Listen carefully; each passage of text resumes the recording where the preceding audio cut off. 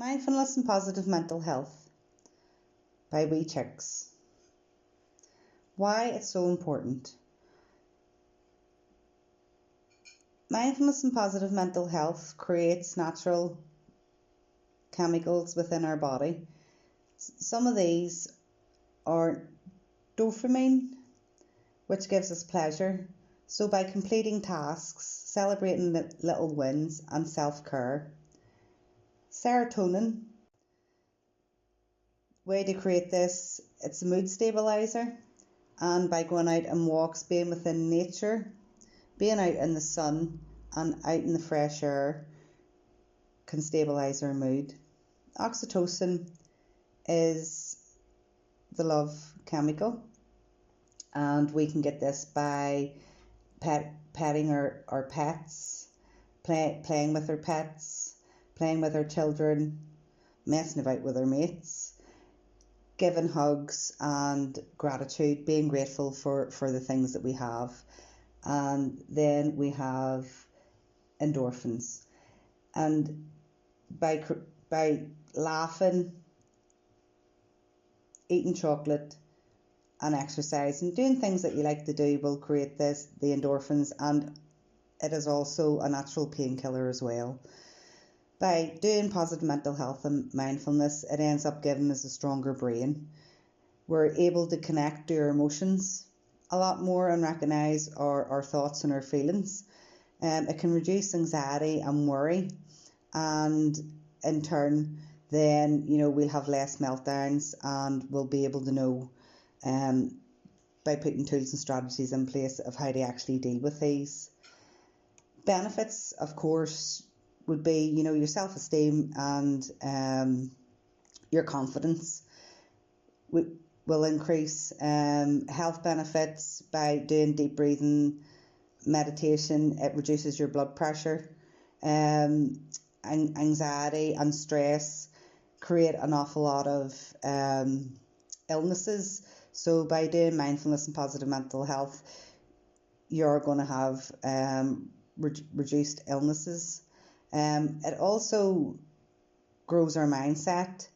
Rather than saying I can't and I don't know how to do this and struggling with that, by doing mindfulness and positive mental health activities, it then enables us to see ways round and been able to be more positive on certain situations. It also helps us deal with trauma.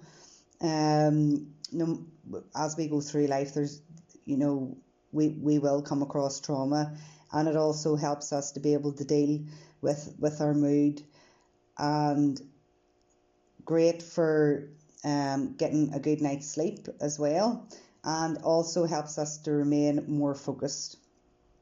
So at Wee Chicks, ways to foster positive thinking, we have developed a Monday to Friday mindfulness activities, and the reason being is by doing things of a repetitive nature, we're more likely to continue to do them.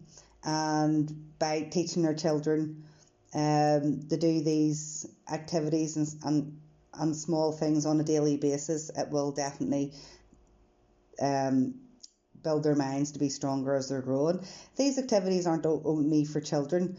Adults can adopt them, and we can do mindfulness and positive mental health. We can start it at any age, so you don't need to be a child to enable you to do this. So on a Monday would be random acts of kindness, positive Tuesdays, reflective Wednesday, gratitude Thursday, and let it go Friday.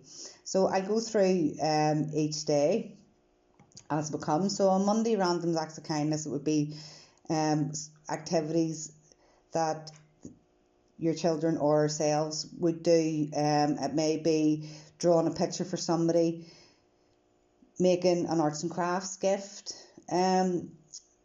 for family or friends, baking something and sharing it out maybe to the neighbours. Your children going and just tidying their room without even being asked. Having a FaceTime with somebody that maybe you haven't spoke to in a while. Giving hugs within our bubbles and sharing the love. By doing this, it does create that feeling of when you do something kind to somebody else, they become, they're delighted that you've done it, and therefore within yourself you felt good as well that you've completed that random act of kindness. Here is a few examples, just what the children have done in our after schools. One is basically just sticking labels of positive words onto our apples at snack time, and there's an arts and crafts with flowers being decorated with nice kind words on it. And now we go on to Positive Tuesday. Positive Tuesday is all about growth mindset, setting goals, and thinking about things that are out of your control, that there's nothing you can do about it. Things that are in your control, things that you need to let go of, and just generally thinking positive about maybe the day that you've had, or the last week that you've had, and things that you'd like to work on that that maybe you feel that you can't do it just yet, but with a wee bit more practice or maybe a wee bit more support that you will be able to do it. And again, setting goals by creating a vision board and looking at ways that you're going to be able to complete the things that you would like to do. And with Positive Tuesday, it is all about just having that mindset and thinking in around those areas. So here's some activities that we have done. You don't need to do arts and crafts all the time. Some of these can be done, just with simple conversations and that. So, if you notice that your child's a wee bit out of sorts or whatever, it could be just a simple task of, what do you actually have control in yourself and what is out of your control. For example, at the minute with the current pandemic, COVID-19 is completely out of everybody's control, but what can we do that is in our control? It would be like things like washing our hands and making sure we're sanitizing, we're wearing a mask, things like that. And another activity would be our vision board. So it could just be as simple as cutting pictures out of a magazine, maybe drawn onto a page or a bit of card of things that yourself or your child would like to do. Then on Wednesday, it's all about reflection. So reflection can be positive and negative. We can look at actually what has maybe went wrong during that day or during the last week. What has went good? In regards to what has went wrong, is there anything that we could change or we might do different next time? It's also looking at coping skills and strategies that we can put into place. For example, by counting to 10 or doing our deep breathing or going to our happy box or thinking of happy places that we've been and activities in and around that. And here are some examples that we have at We Chicks. Again, in and around Reflective Wednesday, one of the activities that we done is that nobody is normal, to show that we are all different. And again, there's an activity there that we're reflecting on the day, the favourite part of the day, your least favourite part of the day, and what you're looking forward to. So activities like that are really good for Reflective Wednesday. Then we get on to Gratitude Thursday. I love gratitude. I do it every evening and every morning when I get up.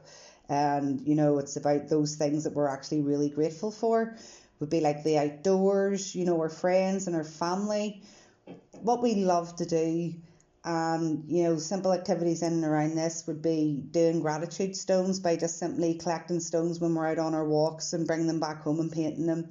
Having a wee gratitude jar, which would just be a jam jar rinsed out, and putting wee notes or drawings into the jar of things that we're grateful for. And then when we're not having a great day, we can go back to our gratitude jar and take those wee notes out. And again, it will create a sense of that happiness and connectiveness inside. Here are some activities that we have done. There's an arts and crafts activity there, creating a poster of things that we're grateful for. Again, it doesn't need to be done arts and crafts, that can be just done through chatting. Here's another idea of an activity where we use different colours and different things what we're grateful for. It could be grateful for our food, our favourite place to go, our friends, and things like that.